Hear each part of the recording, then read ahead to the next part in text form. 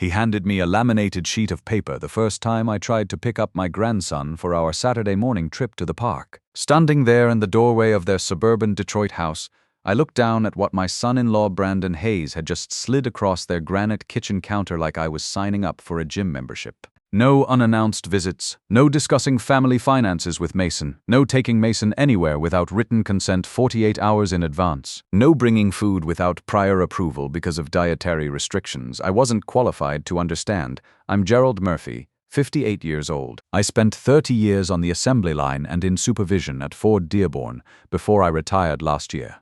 My wife Linda died 18 months ago from a heart attack while she was out grocery shopping. One minute she was comparing prices on breakfast cereal, the next minute she was gone. The doctors said it was quick. I still don't know if that makes it better or worse. After Linda passed, those Saturday mornings with Mason became the best part of my week. The kids got Linda's eyes and my stubborn streak, and at 6 years old, he asks more questions than a quality control inspector. Where do clouds come from? Why do trucks need bigger engines than cars? How come Grandma's not coming back? That last one still hits like a faulty connection in the electrical system. But Brandon had different ideas about my role in Mason's life.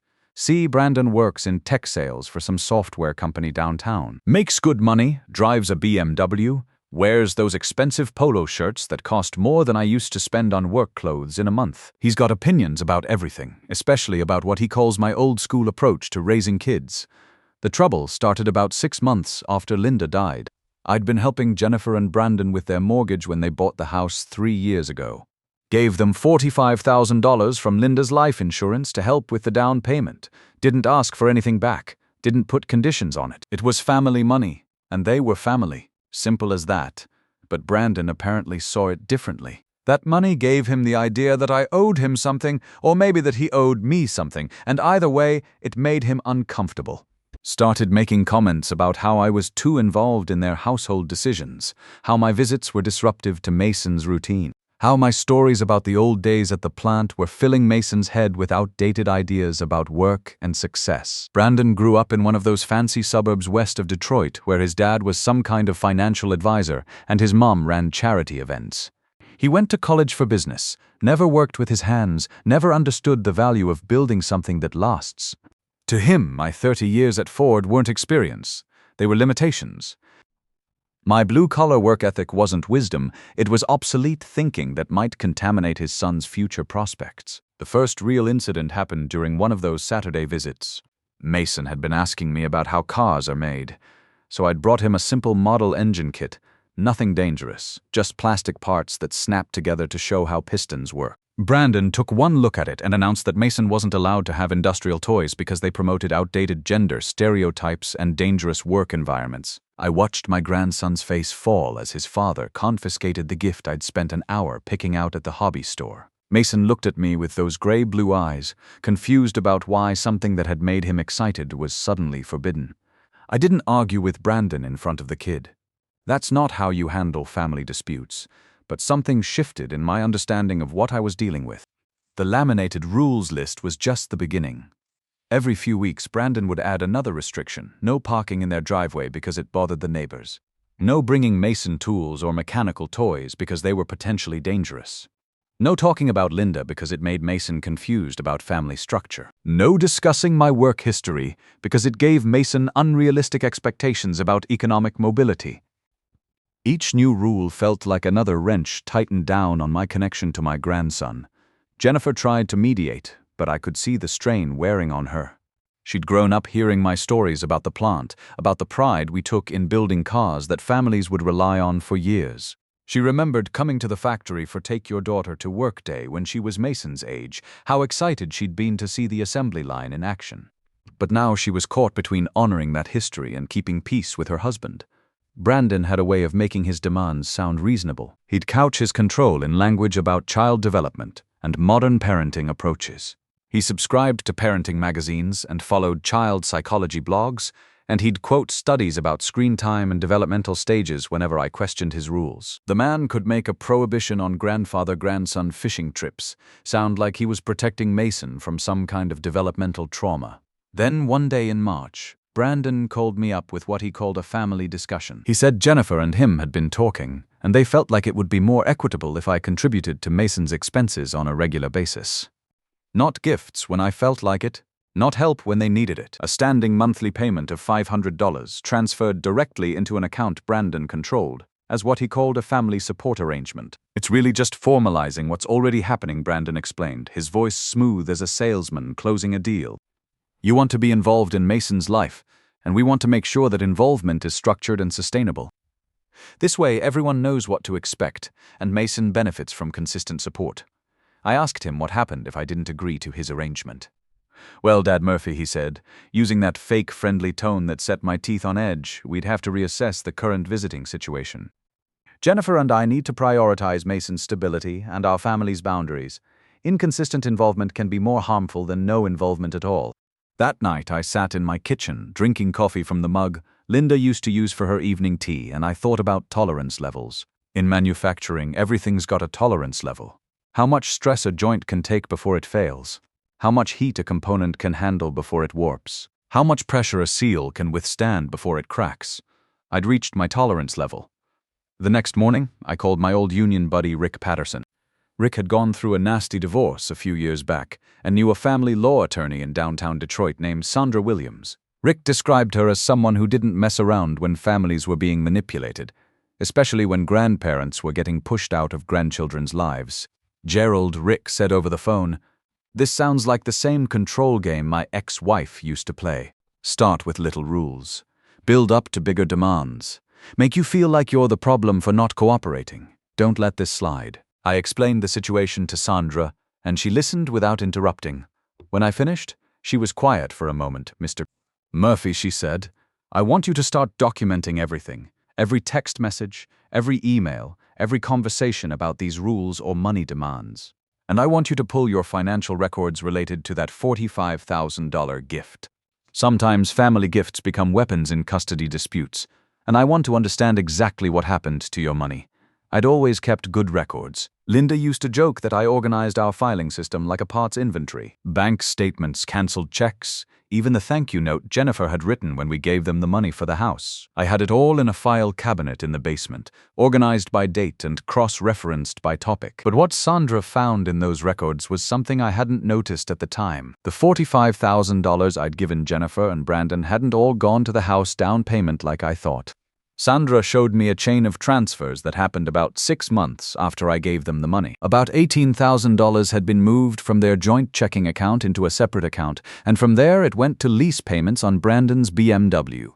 The car I'd been seeing in their driveway for the past 2 years, the car he drove to work every day.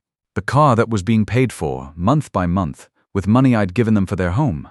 "Did your daughter know about this?" Sandra asked. I thought about Jennifer's face the few times I'd mentioned the car. How she'd looked uncomfortable when Brandon talked about the lease payments. How she'd once said something about wishing they could afford to buy instead of lease, and Brandon had quickly changed the subject.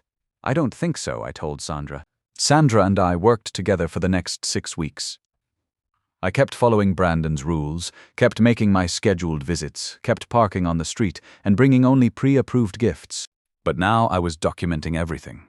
Screenshots of text messages where Brandon would cancel visits at the last minute. Photos of the updated rules list he'd email me every few weeks. Records of every time a visit got cut short because Mason was overstimulated by my presence. The hardest part was not letting anything show on my face when I was around Mason. The kid kept asking why I looked worried, and I'd tell him I was just thinking about work stuff. How do you explain to a 6-year-old that his father is using him as leverage in a financial shakedown? During those weeks, I started noticing things I'd missed before. How Brandon would interrupt whenever Mason asked me questions about Linda. How he'd steer conversations away from my stories about the plant. How he'd check his phone and announce it was time for me to leave, even when Mason was clearly enjoying our time together. I also started paying attention to Jennifer's behavior. She'd grown quieter during family gatherings, more careful about what she said. When Mason would run to me with excitement about something he'd learned in school, she'd watch Brandon's reaction before responding. She was walking on eggshells in her own home, and I was beginning to understand that I wasn't the only one being controlled. The breaking point came during a visit in late April. Mason had been asking me about the birds that visit my backyard feeder, so I'd brought him a simple field guide to Michigan birds. Nothing controversial, just pictures and descriptions of robins and cardinals and blue jays. Brandon confiscated it at the door. Mason doesn't need to be developing interests that will pull him away from structured learning activities, he announced. Nature observation is fine, but it should be guided by educational software, not random books. I watched Mason's face crumple as his father took away another gift. But this time, something was different. Jennifer spoke up. Brandon, it's just a bird book. There's nothing wrong with Mason learning about nature. I think I know what's best for my son's development. Brandon snapped back, and there was an edge to his voice I hadn't heard before. Jennifer went quiet again, but I could see something shifting in her expression. The same look I'd seen on her face years ago when she was a teenager, and finally realized that the school bully wasn't just picking on other kids, he was coming for her too. After I left that day, I called Sandra and told her what had happened. She was quiet for a moment, then said, "Mr. Murphy, I think we need to accelerate our timeline. This level of control doesn't usually stay contained to one relationship. If he's treating your daughter the same way he's treating you, then we're dealing with something bigger than grandparent access rights." That evening, I sat at my kitchen table with all the documentation Sandra and I had gathered. Bank records showing the diverted funds, screenshots showing Brandon's escalating demands and arbitrary visit cancellations, a timeline of how the rules had multiplied and intensified over the months. In the 7th week, Sandra told me we had enough. She'd drafted what she called a demand letter. Not threatening, just very clear about what we'd discovered and what we wanted to happen next. The letter outlined how the $45,000 gift had been diverted for Brandon's personal use without Jennifer's knowledge. It documented the pattern of restricted access and the demands for monthly payments. And it referenced Michigan's grandparent visitation laws, which give grandparents legal rights to maintain relationships with grandchildren when that access is being unreasonably denied. Sandra also prepared a complete financial summary. Every transfer, every date, every dollar that had gone from the house fund into Brandon's car payments. Clean, documented proof of what had happened to $18,000 of money I'd given to help my daughter's family. I put both documents in a large manila envelope and drove to Jennifer and Brandon's house on a Saturday morning. Same as always. Brandon answered the door with his usual fake smile. "Hey there, Dad Murphy. Jennifer's just getting Mason ready for his soccer game." I handed him the envelope. "This is for Jennifer," I said, "but you'll want to read it too." He opened it right there in the doorway. I watched his expression change as he read the first page, then the second. By the time he got to the financial summary, his face had gone the color of primer. "Where did you get this?" he asked, his salesman composure cracking. "From my lawyer," I said, "and my financial advisor. The account transfers are all documented through the bank." Jennifer appeared behind him, holding Mason's soccer cleats. "What's going on?" "Your father hired a lawyer," Brandon said, his voice tight. "He's making some pretty serious accusations." Jennifer took the papers from him. I watched her read through them, watched her face change as she understood what she was seeing. The car payments, the diverted money, the account she didn't know about. "Brandon," she said quietly, "is this real? Did you really use Dad's money for your car?" "It's more complicated than that," he started. "No," she said, still reading. "It's really not." Mason appeared under Jennifer's arm, looking up at all of us with that curious expression kids get when they sense adult drama but can't quite understand it. "Hi, Grandpa Gerald," he said. "Are you coming to my soccer game?" "I wouldn't miss it, buddy," I told him. Brandon tried to explain the car payments as household management and investment strategy, but the documentation was clear. When someone runs out of reasonable explanations, they usually get quiet. That's what happened to Brandon. Jennifer asked me to come inside. We sat at their kitchen table while Mason played in the living room, and she asked me to explain everything from the beginning. The rules, the money demands, the restricted visits. All of it. "I can't believe I didn't see what was happening," she kept saying. "You trusted him," I told her. "That's what people do when they love someone." She was quiet for a long time, looking at the papers. Then she said, "Dad, do you remember when I was in high school, and you taught me about checking the oil in my car?" I nodded. It had been one of those father-daughter moments in the garage, grease on our hands, her asking questions about engines and maintenance. "You told me that the most important thing wasn't knowing how to fix everything that could go wrong," she said. "It was knowing how to spot the warning signs before something broke down completely." I remembered that conversation. Jennifer had been dating a boy who made her nervous, and we'd been talking about cars, but really we'd been talking about relationships. "The warning signs were all there, weren't they?" she said. "The way he talked about your visits, the rules that kept multiplying, the way he made me feel like I had to choose between keeping peace and standing up for what was right. I reached across the table and took her hand. "You're seeing them now. That's what matters." The next week, Jennifer called Sandra herself. Not as an adversary, but as someone who needed to understand her options. There were a lot of conversations after that, most of which I wasn't part of. That was Jennifer's business, her marriage, her decisions to make. But I started seeing changes. Jennifer began pushing back on Brandon's demands. When he tried to cancel one of my visits because he had work calls scheduled, she told him his work schedule wasn't my problem. When he complained about Mason learning outdated skills during our time together, she reminded him that her father had taught her valuable things that no business degree could provide. Brandon didn't like this new dynamic. He started working longer hours, staying late at the office, taking weekend business trips that seemed to multiply whenever Jennifer showed signs of independence. He was punishing her for supporting me, but he was also removing himself from the daily negotiations about my relationship with Mason. During this time, Mason started asking more questions, not just about birds and engines, but about why his parents seemed tense during dinner, why his father got quiet when I came to visit, why his mother looked sad sometimes when she thought no one was watching. I tried to answer his questions honestly without burdening him with adult problems. When he asked why his father didn't like it when I told stories about Grandma Linda, I explained that sometimes people have different ways of handling sadness. When he asked why I couldn't come to his soccer games when his father was there, I told him that grown-ups sometimes need to work out their disagreements before they can be in the same place. But Mason was smart and he was picking up on more than we realized. One Saturday morning when I picked him up for our park visit, he asked if his parents were going to get divorced like his friend Tyler's parents did. I pulled over to the side of the road and turned off the truck.